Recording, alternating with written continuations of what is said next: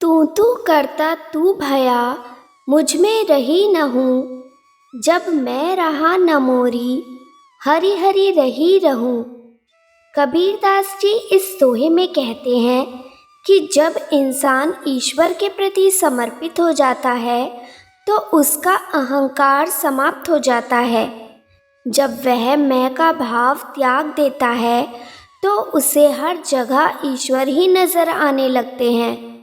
यह दोहा अहंकार के त्याग और ईश्वर में एकाकार होने की शिक्षा देता है।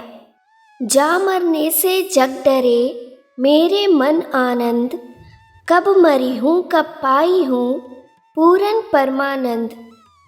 कबीरदास जी कहते हैं कि जिस मरण से संसार डरता है वह मेरे लिए आनंद है। कब मरूंगा और कब पूर्ण परमानंद स्वरूप ईश्वर का दर्शन करूंगा। देह त्याग के बाद ही ईश्वर का साक्षात्कार होगा। घट का अंतराल हट जाएगा तो अंशी में अंश मिल जाएगा। यह दोहा मृत्यु के प्रति भय को समाप्त कर मोक्ष की प्राप्ति की ओर संकेत करता है। पानी केरा बुदबुदा, असमानुस की जात। एक दिन छिप जाएगा ज्यों तारा प्रभात। कबीरदास जी कहते हैं कि मनुष्य की जाति पानी के बुलबुले के समान है जो एक दिन समाप्त हो जाएगी। जैसे प्रातःकाल तारे गायब हो जाते हैं वैसे ही मनुष्य का जीवन भी अस्थायी है। यह दोहा जीवन की क्षणभंगुरता को दर्शाता है और हमें मृत्यु के सत्य का बोध कराता है। माया मरी न मन मरा, मर मर गए शरीर। आशा तृष्णा ना मरी, कह गए दास कबीर। कबीरदास जी कहते हैं कि मनुष्य का शरीर भले ही मर जाए लेकिन उसकी माया, मन, आशाएं और तृष्णाएं समाप्त नहीं होती। कबीर कहते हैं कि जब तक मनुष्य अपनी इच्छाओं और आशाओं को नहीं त्यागता तब तक सच्चा मोक्ष प्राप्त नहीं हो सकता।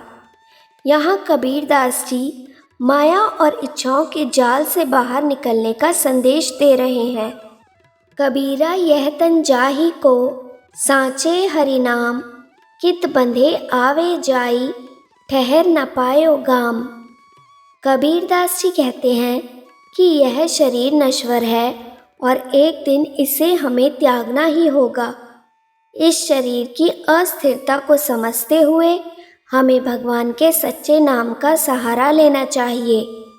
मनुष्य जीवन चक्र में फंसकर बार बार आता जाता है लेकिन सच्चे हरि नाम का स्मरण करने से ही मुक्ति मिलती है। यह दोहा आत्मा की शाश्वतता और मोक्ष की ओर ध्यान केंद्रित करने का संदेश देता है। माला तो कर में फिरै, जीभ फिरै मुख माही। मनुआ तो 10 दिशा में, यह तो सुमिरन नाही। इस दोहे में कबीरदास जी कहते हैं कि माला फेरना और जप करना तभी सार्थक है जब मन भी साथ में भगवान का स्मरण कर रहा हो। वे कहते हैं कि अगर माला हाथ में चल रही है, जीभ मंत्र बोल रही है लेकिन मन चारों दिशाओं में भटक रहा है तो यह सच्ची भक्ति नहीं है। यह दोहा हमें बताता है कि भक्ति में शारीरिक क्रियाओं से अधिक मन का एकाग्र होना आवश्यक है। कबीर सो धन संचिए, जो आगे को होए। शीस चढ़ाए पोटली, ले जात न देखियो कोय।